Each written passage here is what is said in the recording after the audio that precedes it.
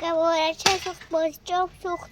یاسمان یک هفته باز نه مشغول بازی است و نه بازیچه دارد. حوله آیله مقصودوف صبح 16 سپتامبر سوخت و همه خانه و چیز و چاره این خانواده خاکستر گشت. رئیس ولایت سوخت رجب احمدزاده به این و دیگر آیله ها کمک های را می رساند که از دوشنبه به اینجا رسانده شدند. این عربات هم سوزانیم. تمامش 5 ساعت بعد خدا ما پهلو ما وای نکنیم. تمام جناب عالی سپارش دادن ما پهلوی کنده. در دو محله سامانیان بیشتر از 20 حوله پررنگ نابود شده یا قسماً آسیب دیدند. هرچند مسئولان هنوز حجم و درجه عمومی ضرر را معین نکردند و در این باره رسما معلومات نمیدهند، به ضرر دیدگان کمک تقسیم میکنند. در این حوله 3 عائله زندگی میکنند.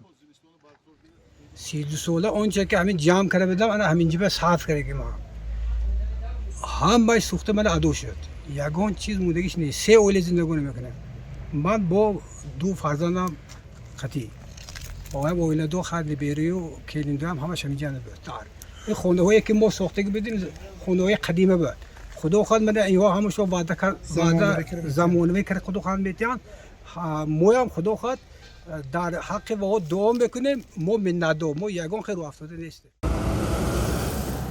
روز 22 سپتامبر کاروان کمک ها از نام امام علی رحمان رئیس جمهوری تاجیکستان به جماعت چارکوی اسفره رسید.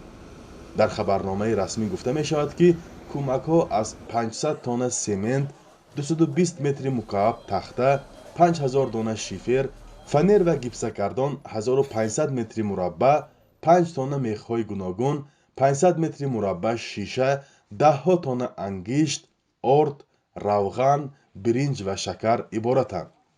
مقامات از نام پرزیدنت رسیدن این یاری ها را تاکید میکنند. آن هم در حالی که پیام ندادن و شخصا تعزیه بیان نکردن رهبر تاجیکستان سوال برانگیز شده است. مقامات هر دو طرف نگرانند که آیا تا رسیدن سردی های زمستان خواهند توانست مردم آسیب دیده را با منزل و مواد نیاز اول تامین نمایند. رئیس ولایت سوخت در این بابت ساکنان را دلپور میکند که یاری دولت دوامدار خواهد بود. سمن، شیفر، آرماتور، تخته، حتی میخ، خیش، کم چی لازم باشد امروز دسترس شده است.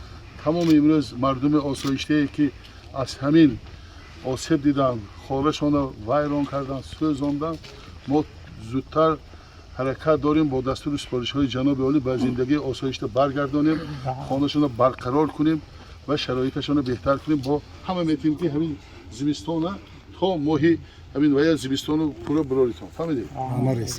همش آمادگی حاضر روی خط میکنیم. در پی درگیری های مرزی 14-17 سپتامبر در سرحد تاجیکستان و قرقیزستان 10 خانه ولنگار و صدها نفر بیخانمان گشتند.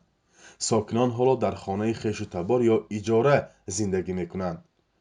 فرزا محمدی، رادیو آزادی، شهر اسفره.